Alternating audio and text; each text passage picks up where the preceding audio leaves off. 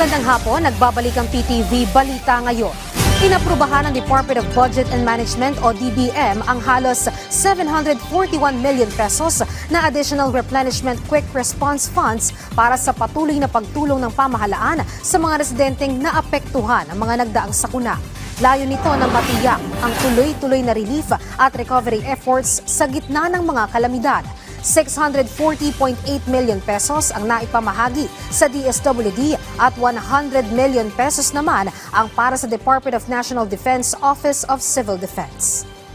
Ang mabilisang pagresponde ng gobyerno sa mga pangangailangan ng mga naapektuhang residente ang siyang iniutos ng Pangulo. Ang pagtugon sa mamamayan ay hindi one-time effort lang.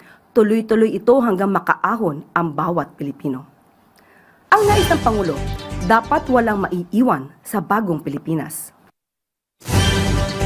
Mahigit 800 pampasaherong bus naman ang nabigyan ng special permit ng Land Transportation Franchising and Regulatory Board o LTFRB na bumiyahe sa araw ng Undas. Ayon kay LTFRB Chairman Vigor Mendoza II, ang special permits ay inaprubahan sa ilalim ng superbisyon ni Department of Transportation Acting Secretary Giovanni Lopez. Sakop sa special permits ang 124 na ruta sa Metro Manila at Luzon.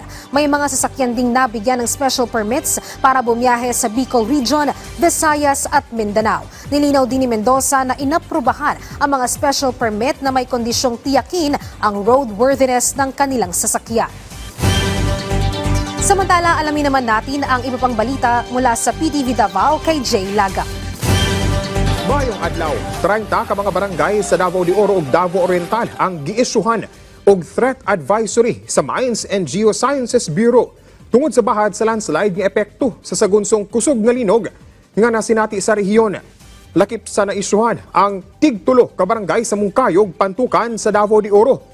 Tig-2 ka barangay sa Mako, Davao de Oro, Lupon, Davao Oriental. 4 ka barangay sa Tarragona, Davao Oriental. 9 ka barangay sa Manay, Davao Oriental ug 7 sa Caraga, Davao Oriental. Girekomenda na sa MGB 11 nga i-relocate na ang mga residenteng nagpuyo sa mga barangay nga giisuhan nila og threat advisory tungod sa hulga sa landslide sa ilang lugar. Sa kasamtangan, padayon pa ang ginahimong monitoring sa MGB 11 sa bukirong bahin sa rehiyon tungod aduna pay mga na-record nga mga aftershocks.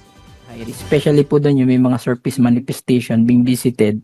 And then yung especially kung ang locations or affected communities is within the slope, and then during the earthquake or after the earthquake naglabasan po yung mga cracks or tension cracks sa tao.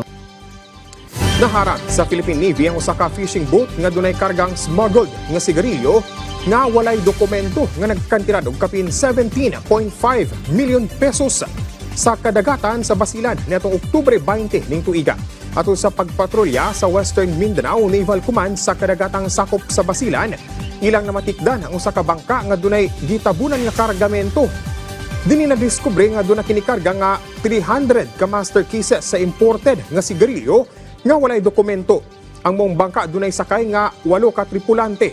Ang mga nakumpiskang sigarilyo ug ang fishing boat gihatod dayon sa Bureau of Customs, Port of Zamboanga alang sa tukmang disposisyon. Among insidente pamatuod sa padayon nga operasyon, batok smuggling sa Western Mindanao dungan sa mas gipahugtan nga pagpatrolya sa kadagatan sa rehiyon. Og mo kadto mga nagunang balita dinhi sa PTV Davao. Ako si Jay Laga. Mayong adlaw. Daghang salamat, Jay Laga.